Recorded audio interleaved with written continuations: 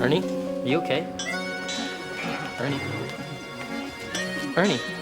Oh, so that's what happened to Ernie. He got married to this blender, but the people of Angel Grove just didn't understand, so he moved away. Explains everything. Welcome, my friends, to Power Rangers Zeo.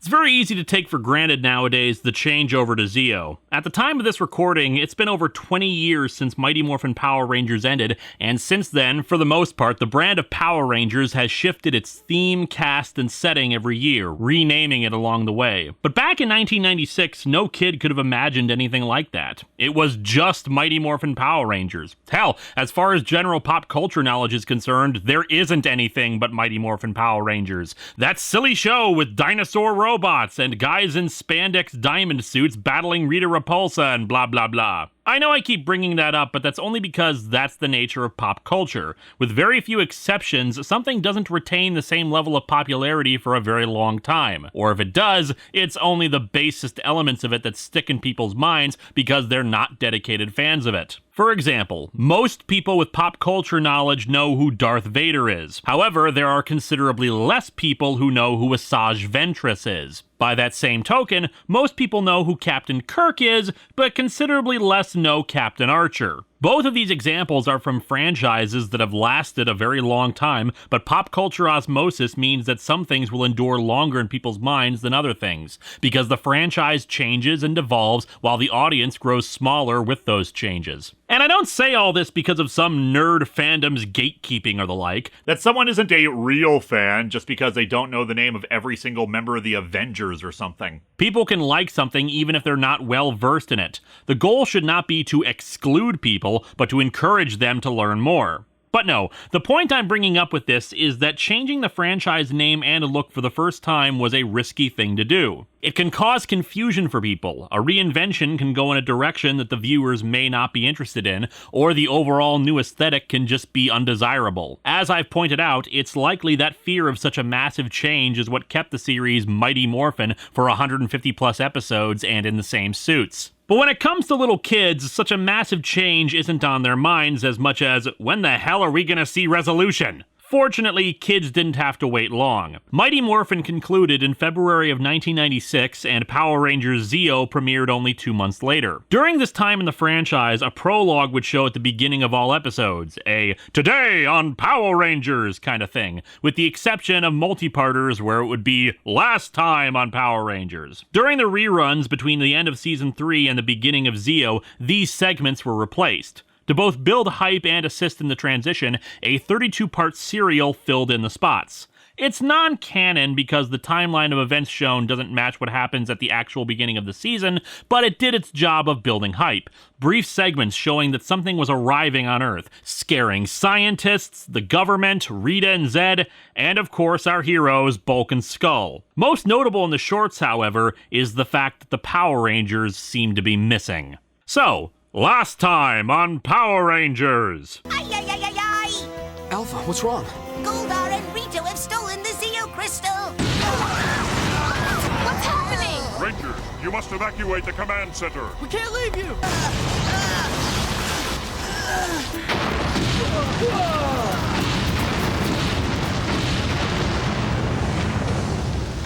Nothing that important happened. Anyway, after a recap of the events of the season finale, the Rangers go through the wreckage of the command center, hoping to find any sign of Alpha or Zordon. Up on the moon, Zed and Rita are deep in celebration of utterly defeating the Rangers, at least until the palace starts to shake. Rita looks through her telescope to try to figure out what's going on, and is horrified by what she sees. Back in the ruins, Adam spots something glowing amidst the rubble, and the Rangers start digging. 5 minutes later, they're still digging, despite the amount of rubble they must have cleared away by that point. They discover the Zeo Crystal, figuring that Goldar must have dropped it.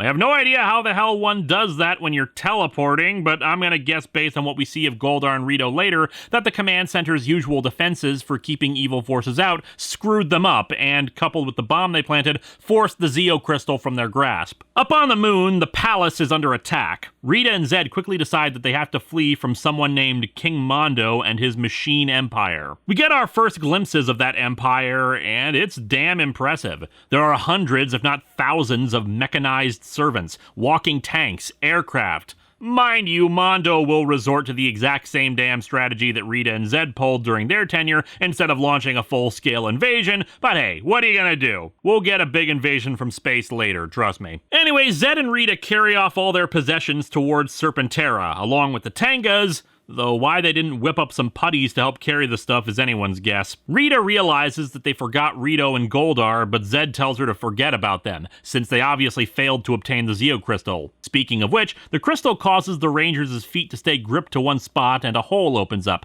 dropping them into the tunnels under the command center. Zed realizes the important fact that while they may eventually escape from the Machine Empire, they have nowhere to escape to, especially since Serpentera's AAA batteries are no doubt going to end up dying if they just wander around too long. Rita suggests that they go to the M51 Galaxy and live with her dad. While Zed is reluctant to do so, he really has no better ideas and they proceed to Serpentera. As the Rangers explore the tunnels, the outer shell of the command center miraculously starts to reassemble itself. In town, Rito and Goldar find themselves scrounging around a neighborhood, suffering from amnesia. Eventually, they run into Bulk and Skull, who are assembling a motorcycle to make their own patrol bike. At first, they're frightened by the two, but when the monsters reveal that they're desperate for help, Bulk and Skull take them in as their servants. I'll get into my thoughts on that at the end, of course. The Rangers eventually come across an energy door and enter it, hearing Alpha's voice on the other side. They emerge in a high-tech room, where Alpha explains that this is the Power Chamber, a secondary command center that Zordon and he have been working on for a while. Zordon exposits about the Machine Empire arriving, about how they've broken away from the United Alliance of Evil and now need to conquer the Earth to complete their strategy of taking over the universe. Speaking of the Alliance, Zed and company finally manage to escape, but Zed swears that he'll return. The Rangers are told that with the Zeo Crystal, they can now give them new powers to fight the Machine Empire. However, Billy points out that there are only 5 Zeo subcrystals, and thus only 5 of them can become Rangers. Billy says he's willing to step down, though Tanya does try to intercede since she's the least experienced. However, Billy thinks that his time with the Alien Rangers showed him that he could be of more help to the team as a technical advisor and helper at the Power Chamber. We learn more about the Machine Empire and the Royal House of Gadgetry.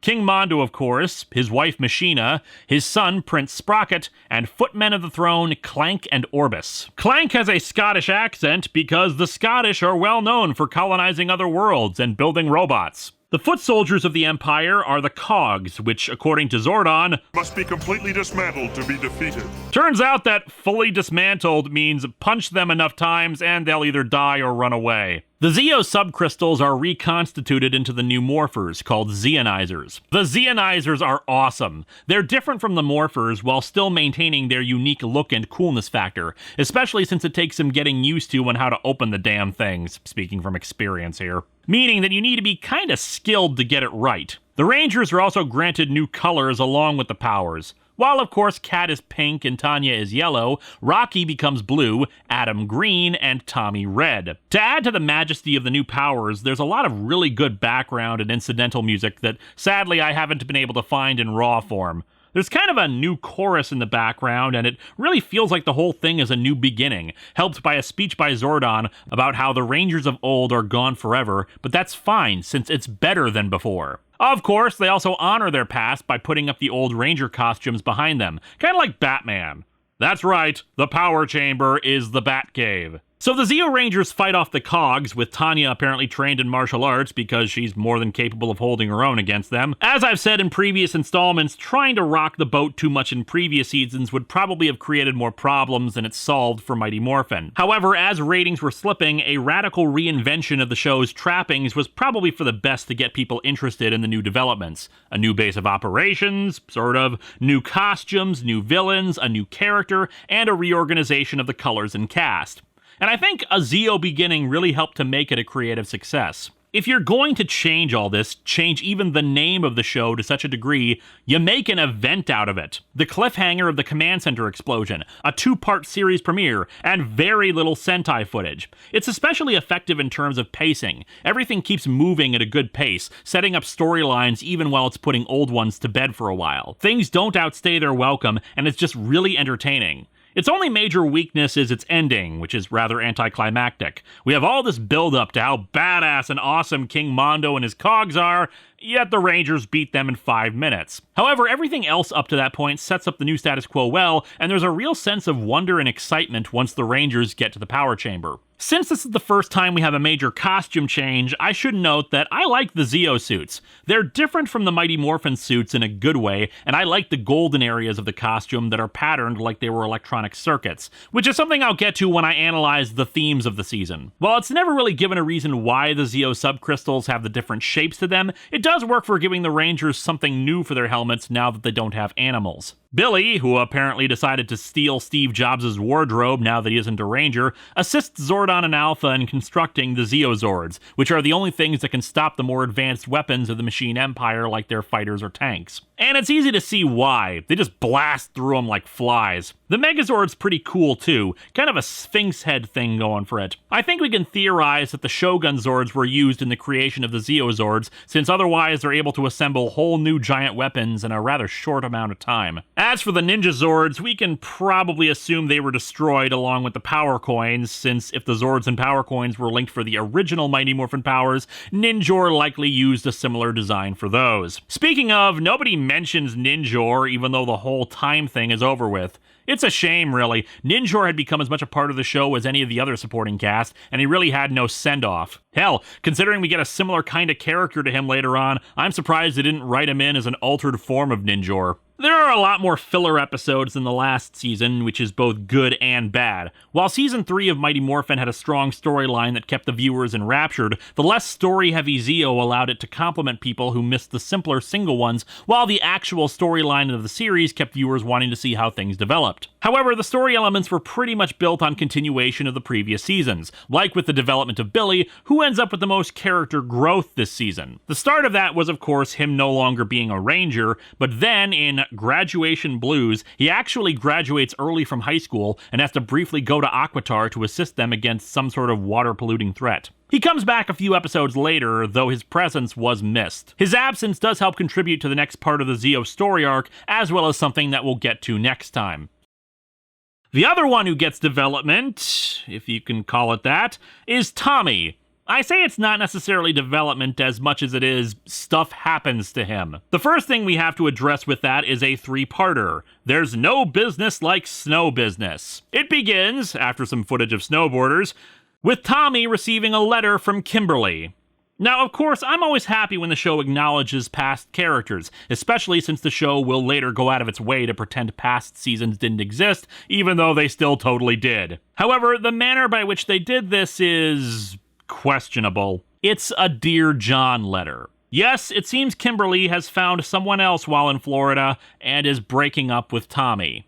What the hell? Now, I am not so dewy-eyed and such a hopeless romantic that I would believe that a high school relationship wouldn't eventually lead to two people separating, but the thing is that these aren't just teenagers we're talking about. We're talking about two people who served as basically soldiers in a war together for years and risked their lives for one another, who stood by each other even when things had gotten at their worst. Characters that the writers have spent a lot of time over the past few years investing us in their relationship. And she's breaking up with him off screen? What the hell, Power Rangers? I don't know, maybe that was the idea, that something like that happens in real life and is sudden, unexpected, and painful, but narratively it just feels so unfulfilling. And the real point of this? The writers wanted to push a Catherine and Tommy relationship. Now don't get me wrong, Catherine's a fine character, but why these two? There was quite a bit of fan backlash against this, especially since in the Christmas episode, Power Rangers has done Christmas episodes, and they're all pretty embarrassing, though the first one is the worst. There's a potential future scene where it looks like Catherine and Tommy are married and have a kid. Mind you, that future also shows a bunch of continuity hiccups that really don't work if you try to think about it too hard, so it's probably just non-canon, but still. I'm just saying, you could have easily made a relationship between Catherine and one of the other characters. Hell, Rocky and Adam don't do nearly as much as the others, and giving them a relationship would have been great character development. And the most it will truly amount to anything, besides for the occasional forced Catherine and Tommy moments, is character bits in the Turbo movie that don't go anywhere! The three-parter itself is stupid too, and it seems like they did it purely to get a snowboarding vacation for the cast. The plot is paper thin, with bringing Tommy up to the mountains on vacation to help him get over Kimberly, and Mondo keeps sending down monsters to try to take them down. Tommy meets a famous ski instructor there who seems to really be falling for him, except she's clearly supposed to be like 30 and he's still a teenager. Well, I mean, in the show. I don't think anyone in the casting department has ever seen a real teenager. This story also features snowboarding Cogs, a monster that makes people fall in love with the first machine they see, and Tommy wearing this tuxedo, which doesn't at all make him look like a ventriloquist dummy. Anyway, as the filler continued, more toys for kids to buy, weapons, were added to their arsenal, like the Red Battle Zord, which has kick-ass rapid-fire punches and Gatling gun arms. Or stupid things, like the Defender Wheel, which was essentially a big hamster wheel that Tommy drives into things. The cool thing about the Red Battle Zord was that it was based on Aquitar Zords that Billy studied while he was there, which were directed by the Alien Rangers via psychic ability, so Tommy has to be in a state of peace in his mind. Which brings us to the next story element of the season. When I made the original Zeo overview in 2010, there was a storyline that I glossed over, which really I shouldn't be doing. I think I was just irritated by how it played on Native American stereotypes while not actually doing much to change Tommy's character. Couple that with the fact that, as I joked in a previous video, this can often become the Tommy Oliver show featuring the Power Rangers, and I wanted to glance over it. Still, whenever there is something that's major and life-changing for them, it should be acknowledged. During Tommy's Zeo quest, the native person who aided him gave him half of an arrowhead. In a storyline that surprisingly was not labeled as a multi-parter, beginning with Inner Spirit, Tommy encounters a Native American by the name of Sam Trueheart, played by the late Frank Salcedo, who was an actual Native American from the Wapo tribe, so kudos Power Rangers for not getting a white guy to do this, who looks exactly like the man who gave him the arrowhead. What I will not give the show credit for is that it of course plays on a lot of stereotypes, starting with Trueheart himself utilizing magical powers and giving vaguely poetic advice. At the end of Inner Spirit, we're introduced to David Trueheart, Sam's adopted son, who also possesses magic appearing out of nowhere Native American powers, leading into the next episode, Challenges. Sam sends Tommy on a vision quest, because again, this was the 90s where lots of various tribal beliefs were misappropriated and mixed into a hodgepodge of new agey kind of stuff, regardless of the actual details, to create this homogenous stereotype of Native Americans. And it's not really a vision quest as much as it is follow Sam while he refuses to answer you and climb Vasquez rocks. The end result is finding David, who has the other half of the arrowhead. And what does that mean? David Trueheart is, in fact, Tommy's brother. Hell, he's actually played by Jason David Frank's real-life brother Eric, which helps the chemistry. Both Tommy and David were adopted separately, with David spending all of his life on a reservation. Now that I know that I have a brother, I'm never gonna lose contact with you again. Just like my good friend Richie. We learn also that the Arrowhead has very strong powers, and through a series of events involving Mondo kidnapping David to try to get the power of the Arrowhead, and I notice he doesn't use his magical Native American powers to escape like he had before, Tommy reveals himself as a Power Ranger to him, which helps lend credence to something in the next major storyline. Halfway through the season, Bulk, in an attempt to woo the police captain's daughter, accidentally gets Lieutenant Stone fired. Bulk and Skull, in turn, quit the force. However, Stone is more than happy to be gone, deciding to open up a detective agency like he always wanted, and hires the two to assist him. I admit I'm not sure why, because their ability to piss him off has been their shtick for this and the previous season, but hey, it advances the characters, keeping their shtick fresh in a new way. The next major story arc comes in The Power of Gold, wherein the Rangers detect two distress signals. The team is split up to hunt them both down, but it turns out that they're a trap set by Mondo. The Cogs attack in force, overwhelming the Rangers. Billy tries to reach them when suddenly something jams the communications and overloads the power systems of Mondo's moonbase. As a huge pyramid flies towards Earth and cloaks, Mondo withdraws his forces to prevent losing control over them. Oh great, now the Power Rangers have to deal with the Goa'uld. Back at the power chamber, Billy overlays the power signature of the Zeo subcrystals over the power signature of the pyramid, and it's an exact match, suggesting that there's another Zeo crystal aboard the pyramid. We never really learn why that is, especially given the history of the Zeo crystal we were given last season, but it's possible the citizens of M51 utilized the Zeo crystal before and kept a sixth part of it somewhere else. The Rangers worry that Mondo's new strategy may split them up even further, since there are only 5 of them. There used to be 6. The Rangers head out to try to find the pyramid, but a group of cogs attack to distract them. While Billy stays behind with his tracking device, the Rangers get overwhelmed by the cogs and one of Mondo's monsters. However, the team is saved by the arrival of a new Ranger, the Gold Ranger. The Gold Ranger easily wipes the floor with the cogs. He's got a kick-ass golden power staff, moves like the Flash, and of course has his own theme song, much like the Green and White Ranger used to have.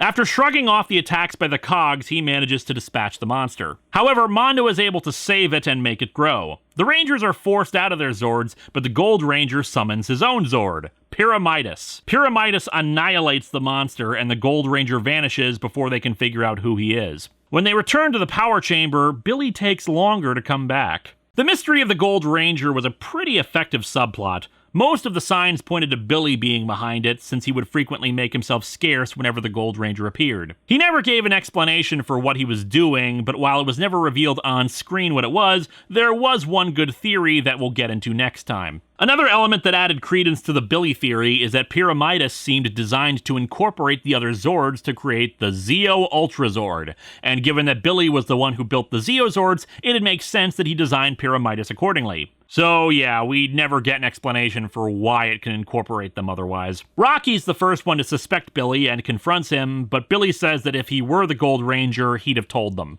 In the penultimate chapter of the Gold Ranger mystery, Pyramidas lands on Earth. Mondo sends the cogs down in force to try to find it. The Rangers, in an uncharacteristic display of intelligence, decide to just watch the cogs and let them do the work of finding Pyramidas for them. However, before they can get very far, the cogs find them and attack. The Gold Ranger goes out to help and manages to defeat the cogs. When the Rangers finally try to ask him who he is, he's reluctant to talk. Before they can learn anything else, a bounty hunter named Verox attacks, attempting to steal the Gold Ranger's powers. Verox injures the Gold Ranger, who reveals that he can't tell them who he is, or else he'll lose his powers. I don't know why the hell this idea was introduced, since 2 episodes later we learn exactly who he is. It might have worked if they had gone the Billy as the Gold Ranger route, but this way it's just like they needed an excuse to just not have him tell them who he is. They teleport him to the power chamber, and he reveals that he knows who Zordon and Alpha are before retreating to Pyramidas. So what was the original plan for the Gold Ranger?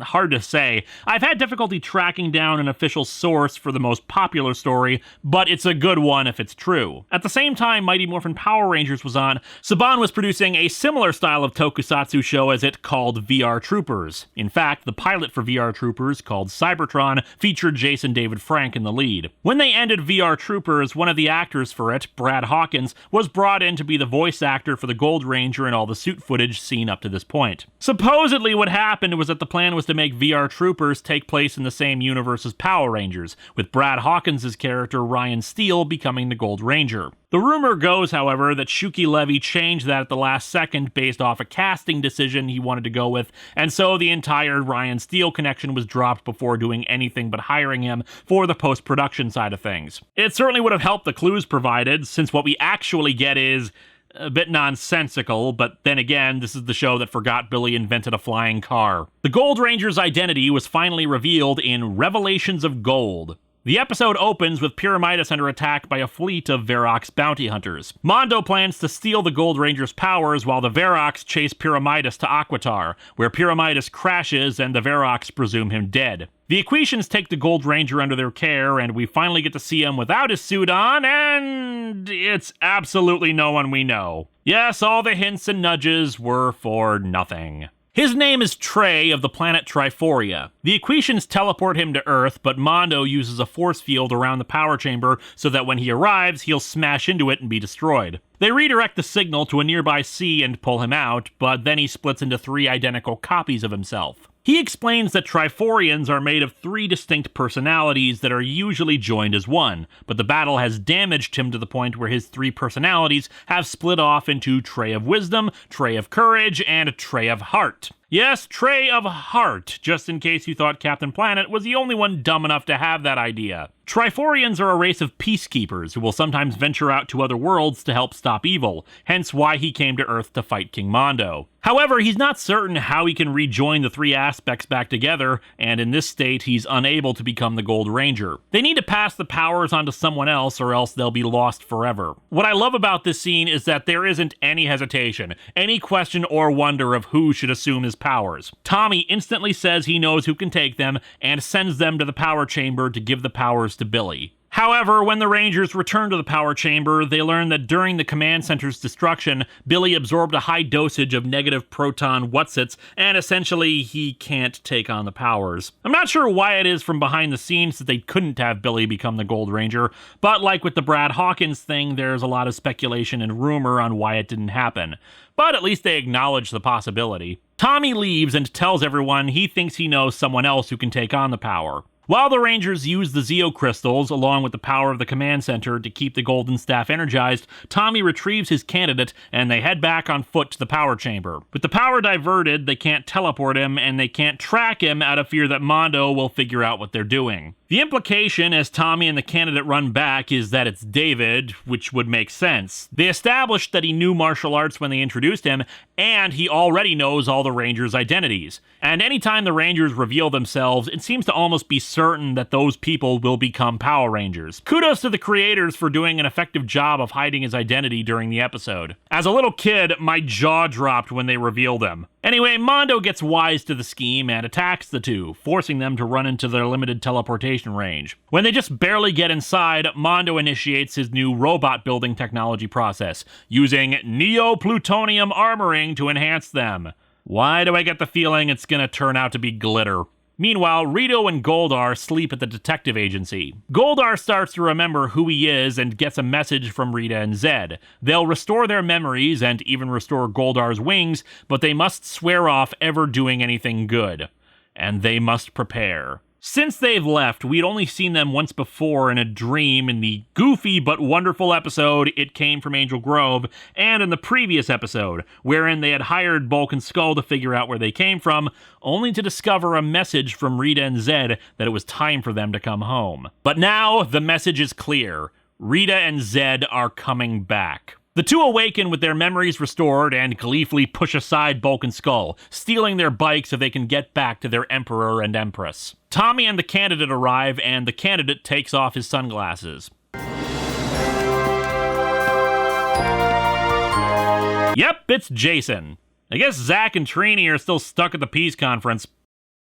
Jason is given the Gold Ranger powers and comes in to help the Rangers fight a monster imbued with the Neoplutonium armor. Before they can call the Zords to fight it, Billy teleports them back. His analysis indicates that the monster is far too powerful and that it'd likely just destroy the Zeozords. However, before Trey leaves for Triforia, he reveals that the Triforians were the keepers of the last components of the Zeo powers, the Super Zeo Gems. This allows them to call forth the Super Zeozords, more powerful than the previous ones. Mondo calls forth a larger force of Neoplutonium-enhanced monsters, and the Rangers engage them in combat, managing to blast them apart. So yeah, Jason's back for the rest of the season. King Mondo, however, is really pissed at all of this and decides to take drastic action. He uncovers a powerful mystic sword that he had used in another conflict, hoping to use its power to finally destroy the Rangers. However, the sword is apparently too powerful, and the reason he stopped using it was that it ultimately destroyed him last time. Yes, it seems the Machine Empire is virtually indestructible, since even if you destroy their leaders, they'll simply be rebuilt. Meanwhile, Rito and Goldar arrive back on the moon and are picked up by Rita and Zed. In a camper. I'm guessing that this is more where the idea of Zed being made completely domesticated came from, since the original villains have basically been reduced to comic relief. However, despite that, they still remain more interesting characters. Much like how Bulk and Skull can save an episode, Zed and Rita working on ways to restore their empire or just dealing with their RV remain more interesting than the Rangers themselves. The Rangers form the Super Zeo Megazord and destroy Mondo, leaving a temporary power vacuum. Rita and Zed have Goldar and Rito launch a missile towards the machine moon base, but due to their incompetence, they lose control of it, and it transforms into a monster called Louis Kaboom. Louis Kaboom takes control of the Empire, somehow, it's not clear, where he remains in power for a few episodes. However, much to the gratitude of Queen Machina, King Mondo's older son Gasket arrives with his wife Archerina. Archerina was the daughter of one of Mondo's rivals, and he disowned them, creating Sprocket as his replacement. The two swiftly deal with Louis Kaboom and work to destroy the Power Rangers before Mondo's return. At the same time, there's a subplot brewing with Jason dating this former biker woman. It really doesn't go anywhere, but it's something to mention. One of the things to note is that despite Jason holding the Gold Ranger powers, he clearly isn't as strong as Trey. The reasons for this are actually pretty obvious. For starters, Jason's out of practice. It's been 2 years since he was a Ranger, and these are entirely new powers. Trey had years of practice as the Gold Ranger, while Jason had to adjust to them. Plus, they were designed for someone with an entirely different physiology, a problem that will become more apparent when we reach the end of the season. Another person joining the good guys is Auric the Conqueror, kind of an ancient Ninjor-esque individual who they'd called to their aid on occasion, and will never be mentioned again after Zeo. Seriously, he just entirely disappears after his last appearance and is not brought up once. Really, the problem with Auric is the problem with Tanya. In his introduction episode, The Lore of Auric, she receives a letter. It's from Aisha. Oh geez, is Tanya getting a Dear John letter too? Actually, it's stuff from Tanya's parents, a map and a key to activate Auric. They had been missing for years, archaeologists searching ancient tombs for the tiki of Auric when their plane had gone down. It looked pretty good for people who have been stranded for years on a mysterious island. I don't know, just seems to me that my priority would be getting a signal fire up, not exploring caves for tikis. Plus, this begs the question of how Aisha got this stuff. She says it was from another woman they met during Aisha's Zeo quest, but how did she get it? The big question with Tanya is basically that once she came here, she essentially took over Aisha's life as if nothing had happened, becoming friends with the same people, living with Kat as Aisha had done, even though originally that was Kimberly staying with Aisha because of her parents, except Aisha's family somehow transferred over when the space-time continuum got food poisoning. Time travel in Power Rangers never makes sense. Back on the story side of things, Tommy is kidnapped by Gasket and brainwashed into believing that he's the king of the Machine Empire. From there, they lure the Rangers into a trap, bringing them to a gladiatorial arena in another dimension. Well, actually, they get some unexpected help from Rita and Zed, who teleport them to Tommy's location. Why? Well, because of a revelation that the villains have. After all those years of work, we'll still be stuck on this rock while those machines take over our planet! They eventually restore Tommy's memory with the power of friendship and all that. It's not a bad two-parter, but it's fairly simple. What bolsters the episode up is Bulk and Skull, who also get accidentally transported to the dimension. They join forces with a half-lizard gladiator and help him destroy the force field around the dimension and free the Rangers. I'll get into it a bit more when we discuss Bulk and Skull for this season. At the end of a delightful episode called Another Song and Dance, which features not only a full-scale attack by the Machine Empire, but also Tommy and Tanya having to sing all their lines. Are you alright? Do not make light. I've had a fright. King Mondo returns. The ending storylines of the season begin with Rangers of Two Worlds. The Rangers return to the power chamber to discover Billy, heavily aged, and played by an entirely different actor. Sadly, David Yost had left the series. When I produced the original version of this video, there was no official reason given, just rumors about a pay dispute. Thanks to a 2010 interview, he finally explained his reason. Yost is gay and was harassed by many of the production crew over this. Scott Page Pagter, a producer of the show, has said that it was still a pay dispute, but honestly, I am very much inclined to believe Yost on this, especially because of the virtual silence about it until the interview, and, well, let's face it, the mid-90s were not exactly known for being the kindest to LGBT individuals. Basically, he just walked off the set one day and never looked back. In story, though, there still needed to be a proper send-off to Billy's character, even without the actor present. The actor playing old Billy really doesn't get any of his mannerisms or inflections down, sadly,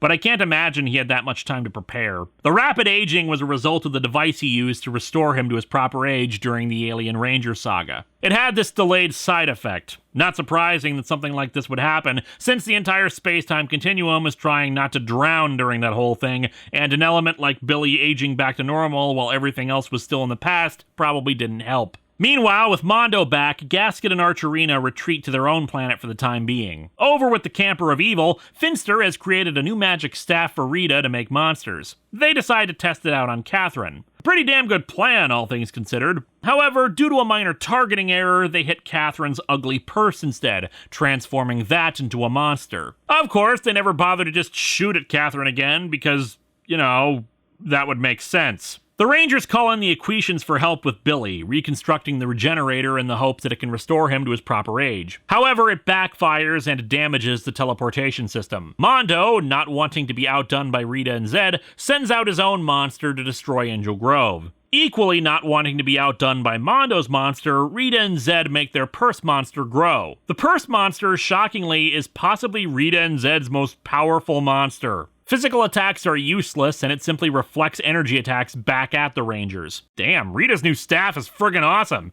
Hope she doesn't throw it down to make another monster grow. I think the warranty ran out on those back in Season 2. Mondo's monster, in turn, has the ability to take over other mechanical objects, and takes over the Zeo Megazord. The Rangers are forced to retreat when the Zeo Ultrazord is useless, and they try the regenerator again. It helps a little, but ultimately isn't enough.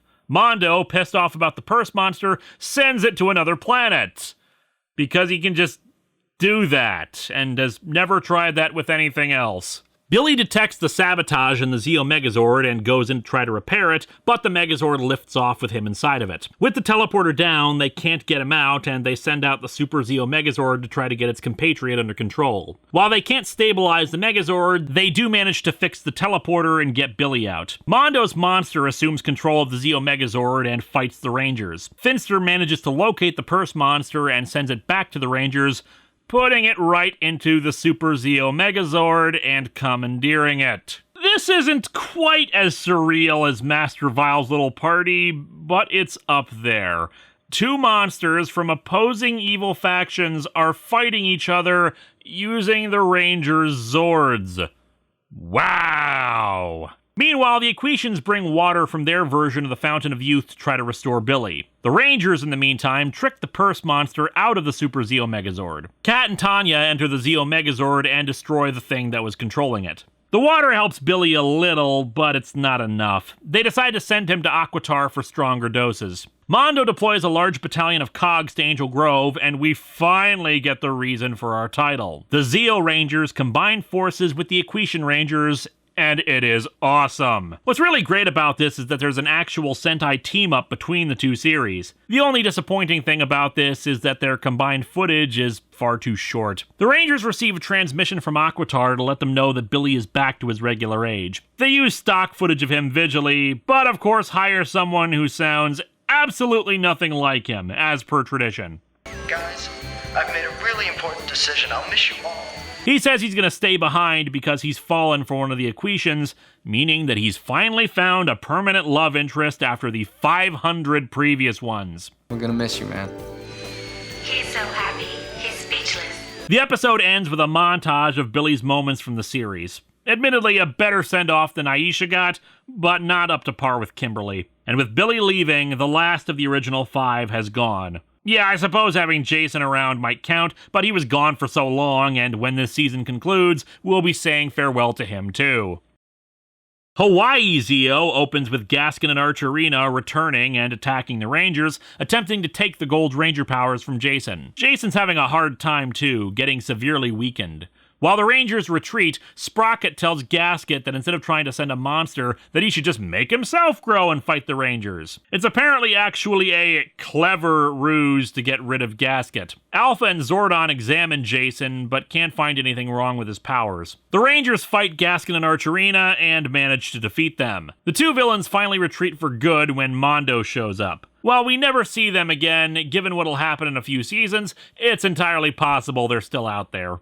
The season ends with good as gold. Jason's on the run from the Cogs and his powers are constantly in flux. However, he's also intercepted by Rita, Zed, and a squad of Tengas. Like the Machine Empire, they're after the Gold Ranger powers. Mondo and the rest of the royal family arrive, deciding to have an argument with Rita and Zed. Rita tells Mondo that they aren't frightened of the Empire anymore, that they've become an intergalactic joke, and it's hard not to see why. Like Rita and Zed, they failed every attempt to destroy the Rangers. Hell, Rita and Zed actually did defeat the Rangers on several occasions, whereas the Zeo Rangers have just gotten more powerful. There have been some near misses, but the Machine Empire has scored no actual victories over the Rangers. Jason manages to slip away while the Tengas and Cogs battle. It's actually a pretty damn brutal fight, much more so than usually shown on this show, with the Tengas getting wailed on and feathers pulled, while some of the Cogs get disemboweled. Jason's communicator is also failing to work, so he can't call for help. He arrives at the juice bar exhausted, and the Rangers bring him back to the command center to run tests. Their fears are confirmed. Jason's body is rejecting the Gold Ranger powers, and they need to be returned to Trey. However, Trey is still split into his 3 forms. He travels to Earth anyway to try to help. Mondo demands that Rita and Zed leave, and Zed suddenly and surprisingly acquiesces to their demand. In private, he tells the others that he has a plan. The Rangers work on a ceremony to restore Trey to normal and transfer the Gold Ranger powers back to him. While they're off doing that, Bulk and Skull lament how Detective Stone doesn't seem to want to give them a real case, but are then contacted by a French secret agent, wanting to hire the two for undercover work in France. They quit their job with Detective Stone, who, while at first is angry with them, privately looks sad that they're leaving. The ceremony, despite being interrupted by Mondo and the Cogs, goes off without a hitch and Trey is restored. Mondo and the Cogs grow, and the Rangers at first decide to call their Zords, but Trey says that there isn't enough time, instead making the Rangers themselves grow. This is admittedly not the most impressive fight, but it's still pretty damn cool. The only time where the Rangers themselves grow and fight. What's especially important is that Tommy once again fights King Mondo. However, this time it goes differently. Recall that the last time they fought, Mondo wiped the floor with him. The Zeo Crystal is supposed to continually grow in power over time, meaning that the Rangers are always growing more powerful. Thus, with the great symbolism of Mondo's mechanical crown falling off, the Machine King and his empire are once again defeated. However, it isn't the Rangers who ultimately drive the Machine Empire away. Rita and Zed, in a peace offering, give Sprocket a gift as the villains drive off in the camper of evil. When Sprocket opens the gift, a bomb goes off, blowing up the entire royal family. Admittedly, Mondo's head keeps on talking after they've been blown up, saying they haven't seen the last of the Machine Empire, but frankly, with no one in charge of the Empire to rebuild them, it's obvious that it'll take them quite a while to reassemble and be a threat again. They might even need the resources of the United Alliance of Evil. And so the season comes to its conclusion with a callback of Tommy giving a pep talk to Jason because of the loss of his powers, much like what had happened to him beforehand. And besides, Jason's still got a girlfriend, whereas Tommy has his moronic Dear John letter and the forced romance with Kat that never goes anywhere, so what was even the point? Assisting the transition from Mighty Morphin to Zeo was the music. As I said before, the addition of the chorus gave a larger sense of majesty to the team, while at the same time evoking the mysticism that comes with the Zeo Crystal. Speaking of which, I love the Zeo theme song. It's basically a sequel song to Go Go Power Rangers, even containing a bit of the original theme within it.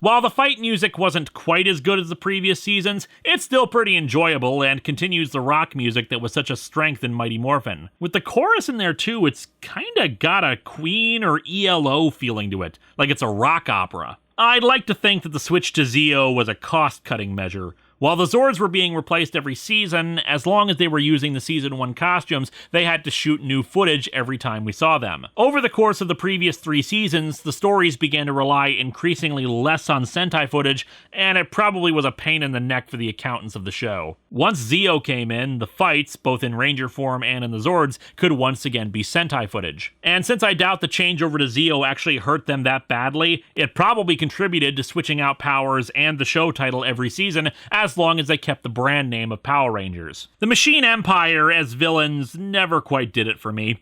While they had a very strong start with their introduction, they never quite captured the idea of being a huge invading force from beyond the stars that could be a legitimate threat to the Rangers and the Earth. It might have helped if we saw them launch more large-scale attacks instead of just the occasional monsters and cogs. There were times where we saw them utilizing more resources, but never quite to the degree it feels they should have. They also never quite had the charm of Rita and Zed either, though that might have just been growing pains since we had just lost the two. As I mentioned last time, it was very rare to see the Rangers go head-to-head with the main villain of the early seasons, with it only really occurring with Zed once. Here we have a few direct confrontations, with the fight between Mondo and Tommy, well, being less of a fight and more a curb stomp as Mondo just slaps him aside. Then there was the Damocles sword encounter, which resulted in Mondo's destruction. And finally, a battle where Tommy and Trey were able to punch him out. The important thing to stress is just that the leader earns their reputation as formidable just by how much it took to take them down. And with the Zeo powers continually getting stronger,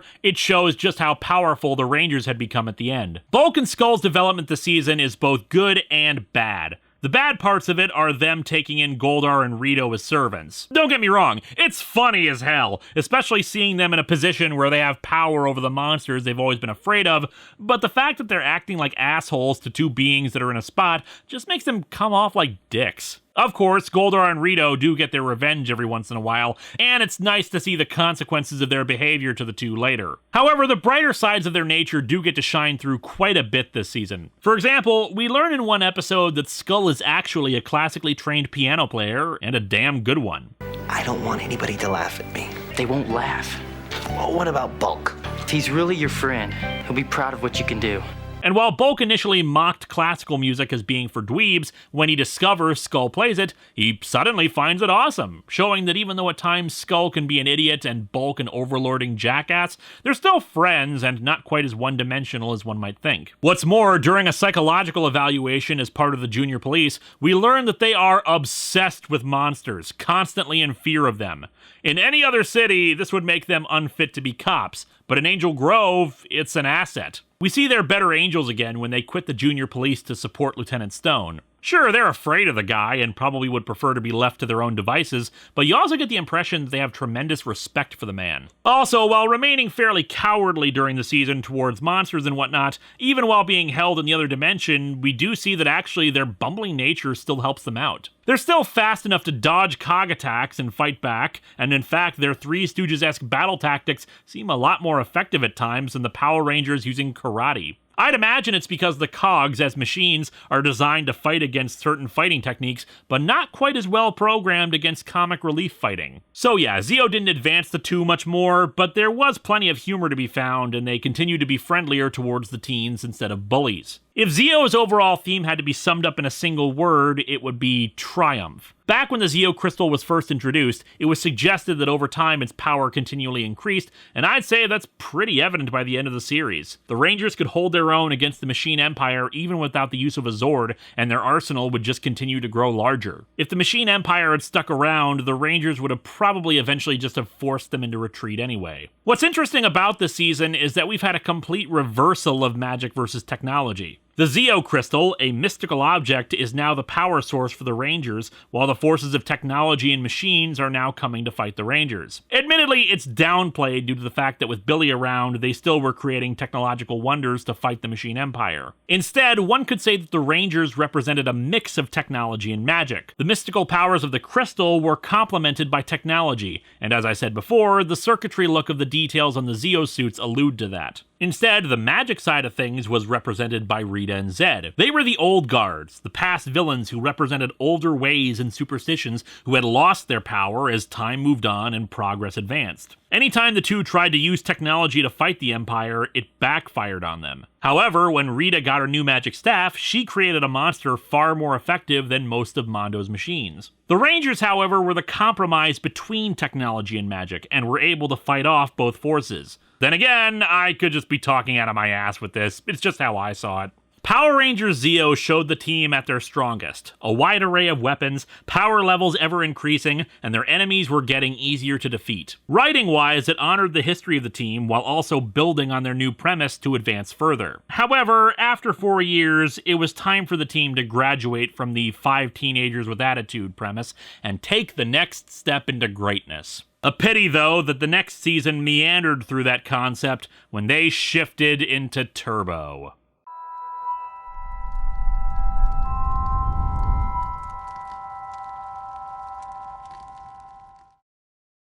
And with the help of Triter the alien, we saved the Power Rangers. Yeah, and now we're legends on the planet of Horath.